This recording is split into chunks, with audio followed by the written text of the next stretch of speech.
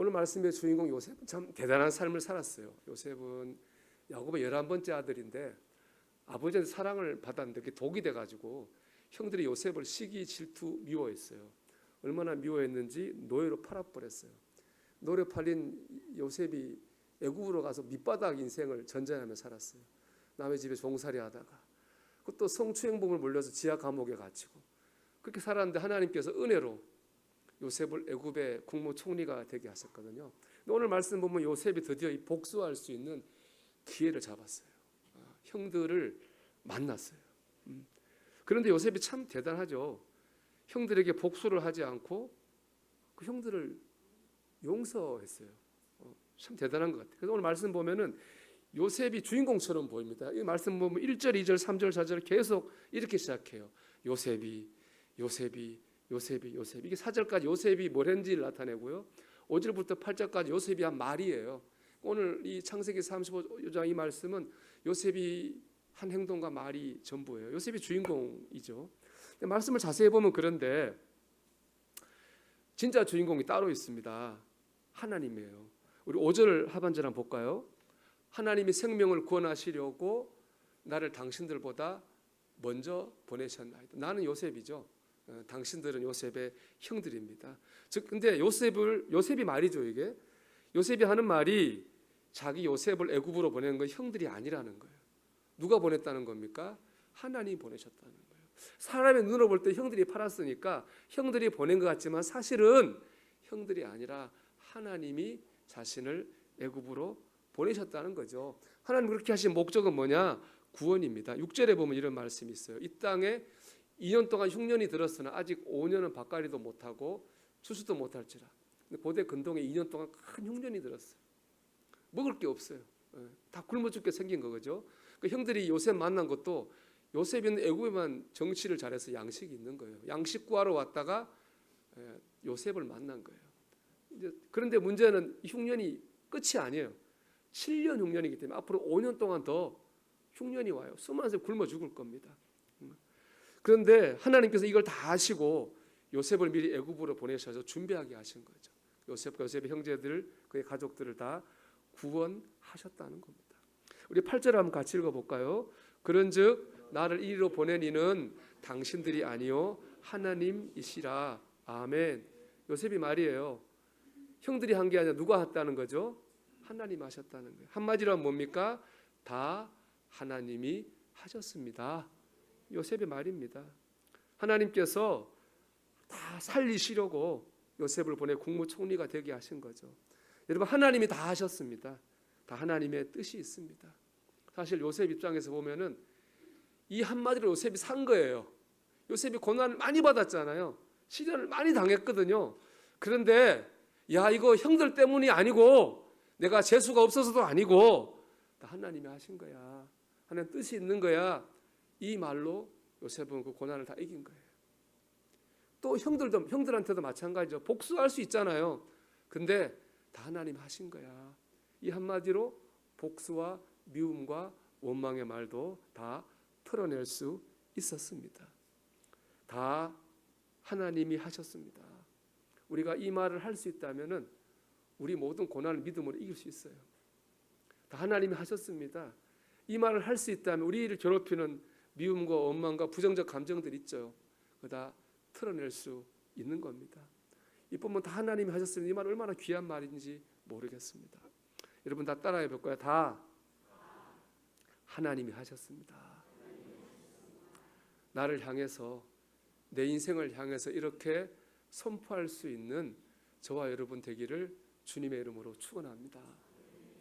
이제 이 한 주간 하나님 말씀 묵상하셨는데 이상하게 하나님이 요셉이 아니라 요셉의 형들의 입장에서 이 말씀을 묵상하게 하시더라고요. 자꾸 요셉의 형들의 입장이 제가 감정이 이입되게 하셨어요. 요셉의 형들 참 못난 사람들이죠. 동생을 시기 질투하다가 미워하다가 그것도 자기 감정을 못 다스려 가지고 동생을 팔아버리는 죄를 범했잖아요. 참 나쁘죠. 근데 이 못나고 나쁜 형들이 오늘 말씀 보면 큰 구원을 받았어요. 큰 구원은 두 가지예요. 첫째, 죄 용서를 받았어요.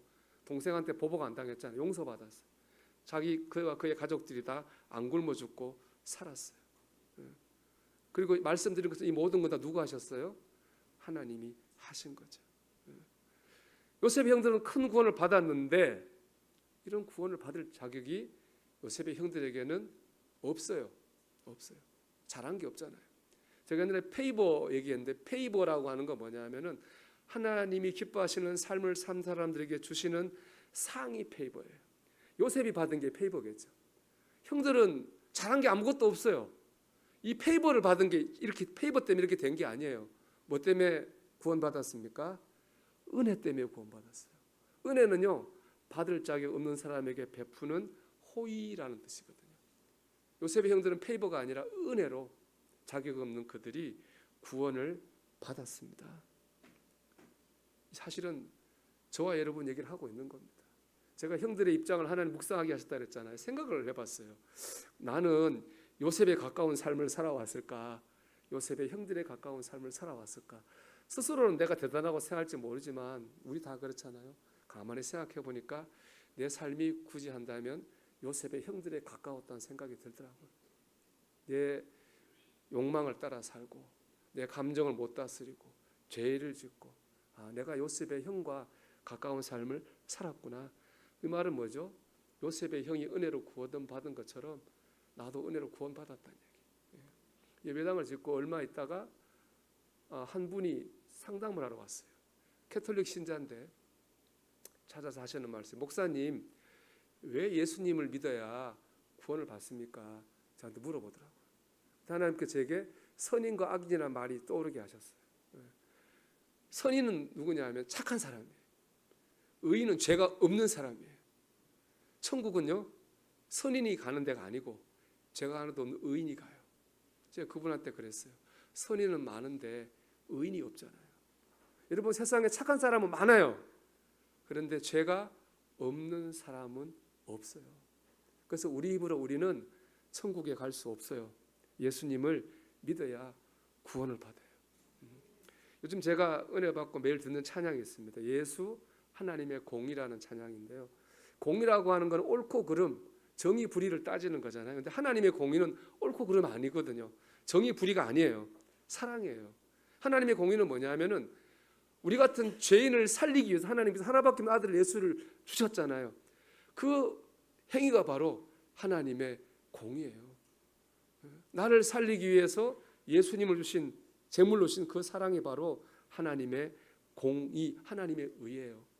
우리는 의롭지 않잖아요. 죄인이잖아요. 근데 하나님의 의가 우리를 덮으면 그 의가 우리를 정결하게 해요. 우리를 의롭게 하는 거예요. 거룩하게 하신 하나님을 히브리어로 여호와 메카 디시켐이거든요. 메카라고 하는 건 메이크, 영어 메이크예요. 만든다는 거고요. 카디시는 거룩하게. 메카 디시켐, 우리를 거룩하게 만드시는 하나님이에요. 우리를 의롭게 만드신 하나님입니다. 우리가 스스로 거룩해지는 게 아니에요, 여러분. 우리가 뭐 노력해서 의로워지는 게 아니에요. 하나님이 우리를 의롭게 만들어요. 우리를 거룩하게 만들어요. 뭘로요? 하나님의 공의로. 우리를 주신 그 사랑으로 우리를 거룩하게 만드는 거예요. 의롭게 만들어요. 우리 교회 밖에 프랭카드 붙어 있잖아요. 하나님 뭐죠? 하나님이 당신을 사랑하십니다. 저는 저게 복음이라고 믿고요. 제가 올 때마다 저는 매일 저 프랭카드를 봐요. 보면 기분이 좋아져요. 하나님 날 사랑하시는구나. 내가 뭘 잘하지 못했는데, 내가 연약하고 악한 삶을 살았는데 그래도 하나님은 나를 사랑하시는구나. 그거 보고 오라고 여러분 제가 붙여놨어요. 하나님이 사랑하시는 것 때문에 우리가 의로워지는 거예요. 우리가 구원을 받는 거죠. 그거 생각하면 마음에 평안이 오고 기쁨이 오더라고요. 여러분 다 하나님의 은혜입니다. 요셉의 형들처럼 하나님의 은혜로 저와 여러분이 구원을 받고 하나님의 자녀가 되었습니다. 은혜로 깨달아야 됩니다. 그래야 회복이 되고 축복이 만다. 에스겔 39장 21절 보면 이제 망했던 이스라엘 민족이 이렇게 회복하는 말씀이 선포되거든요. 근데 그거 보면 약간 언어유희, 말장난 같은 말씀이 있어요. 알겠고 알지라. 이 두 마디 말을 가지고 무너졌던 이스라엘이 어떻게 회복되었는가를 하나님 말씀하세요. 39장 23절 한번 볼까요? 여러 민족은 이스라엘 족속이 그 죄악으로 말미암아 서로 잡혀갔던 줄을 알지라. 여기 알지라라고 하는 건 누가 아냐 하면 여러 민족이 알아요. 뭘 알아요? 이스라엘 족속이 그 죄악으로 말미암아 사로잡혀갔던 걸 알아요. 이스라엘 족속이 바벨론에 망했거든요. 예루살렘 성이 전쟁에 패배해서 망하고 많은 사람 포로로 끌려갔어요. 수치를 당했어요. 패배와 수치를 당했는데 그게 누구 때문이라는 거예요? 이스라엘 족속의 죄악 때문이라는 거예요. 누구 때문이 아닌 거죠. 그러니까 다른 나라 사람이 보기에도, 다른 나라 사람 보기에도 이스라엘은 하나님께 심판받을 만큼 악하고 타락했다는 거예요. 그걸 알고 있었다는 거거든요. 그런데 23절이 이렇게 아는 주체가 다른 민족이라면 22절에 아는 사람은 이스라엘 백성입니다. 22절 보면요, 그날 이후에 이스라엘 족속은 내가 여호와 자기들의 하나님인 줄을 알겠고 그랬습니다. 그날이 언제면 회복했대요. 무너졌던 이스라엘 백성이 회복하고 다시 부흥하는 때인데, 그때 알아요. 뭐랍니까? 이스라엘 백성들이 하나님이 내 하나님인 걸, 나를 사랑하시는 것을 안다고 하는 겁니다. 정리하면 이렇습니다. 이스라엘 백성은 다른 민족이 보기에도 하나님께 심판받을 만큼 타락되고 악한 삶을 살았어요. 하나님께서 그들을 버리지 않으시고, 그들은 하나님을 버렸지만 하나님은 그들을 버리지 않고 구원하시고 그들의 적을 물리치시고 회복시켜 주셨습니다. 그런데 중요한 건 시점이에요. 언제 이스라엘이 구원을 받고 회복이 됩니까? 알겠고, 알 때예요.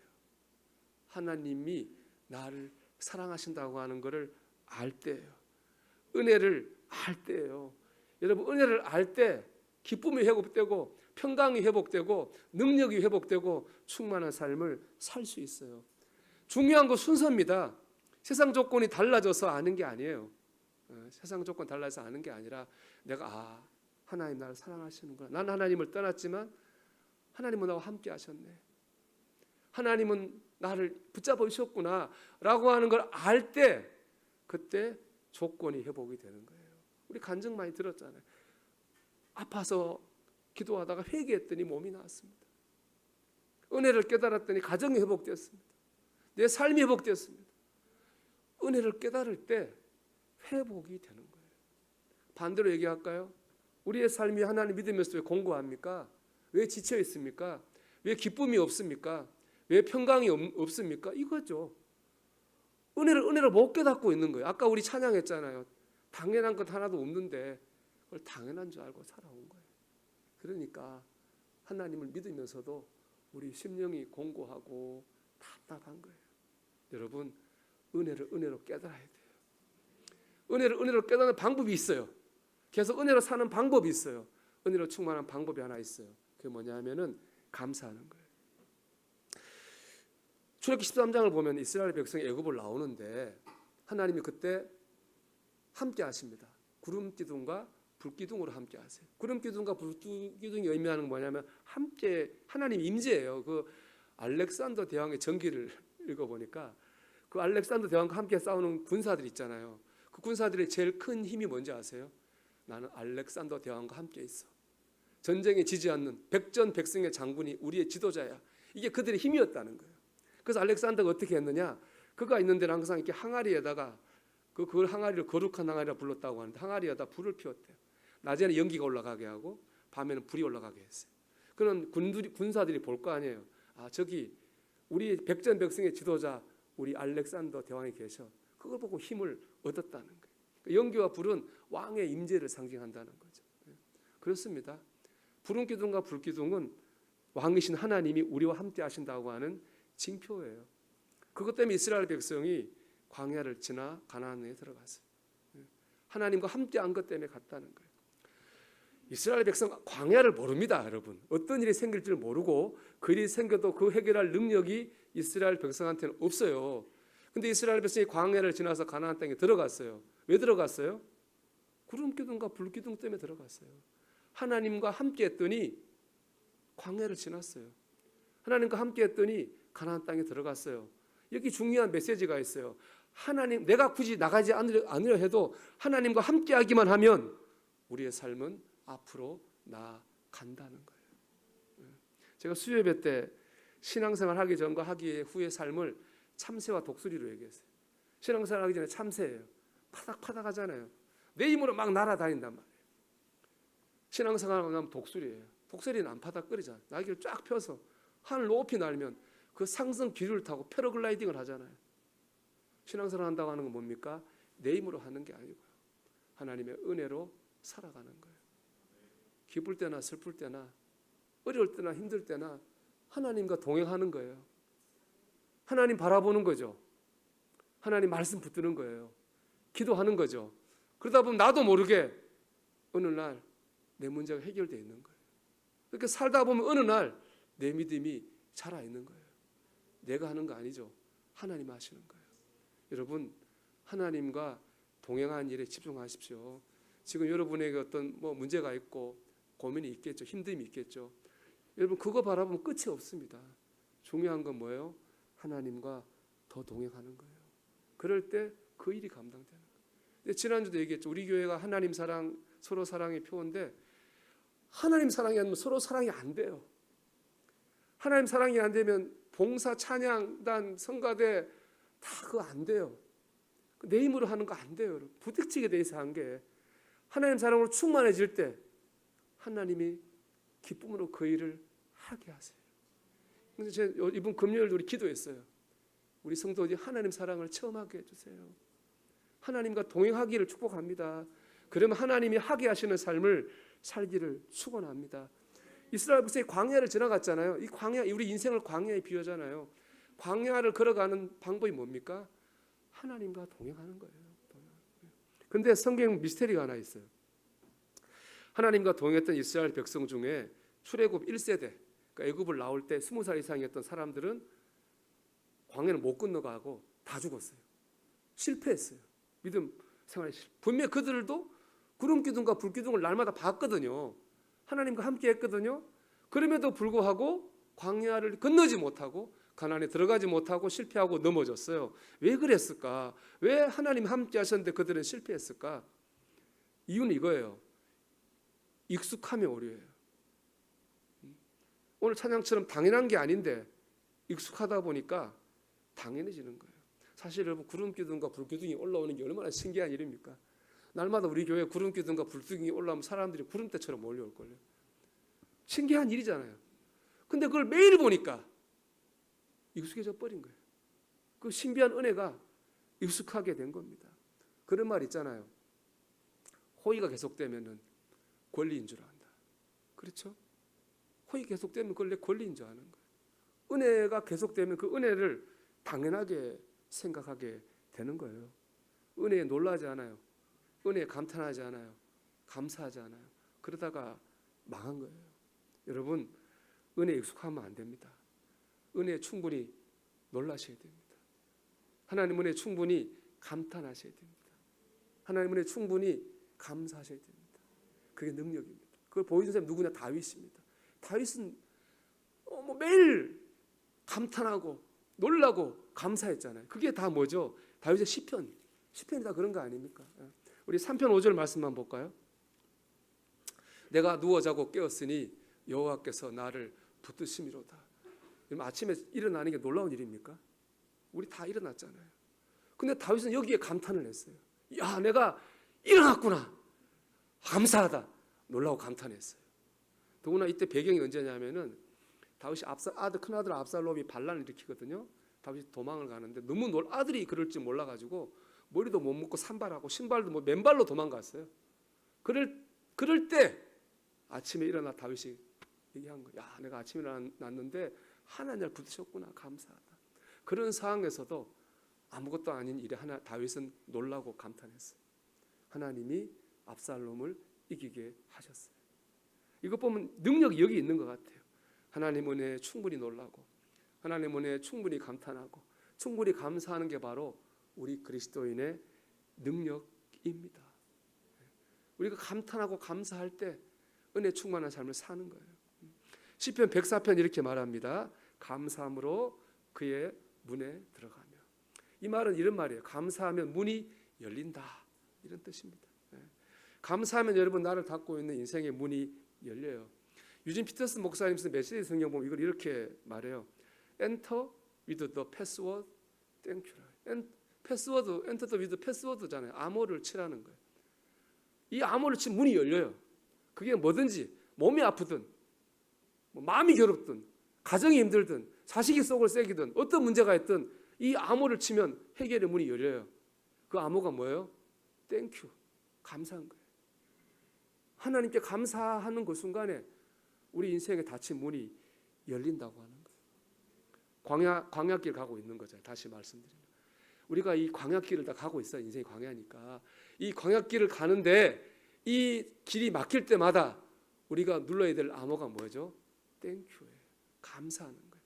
뭘 만났든 어떤 일을 당했든 하나님께 그 순간에 감사하다 보면 하나님이 동행하시고 역사하셔서 마실 물이 없으면 마실 물 주시고 먹을 것은 먹을 것 주셔서 길을 열어 주시는 겁니다. 여러분 잊지 마십시오. 모든 것을 여는 암호는 땡큐입니다. 땡큐. 반대도 있죠.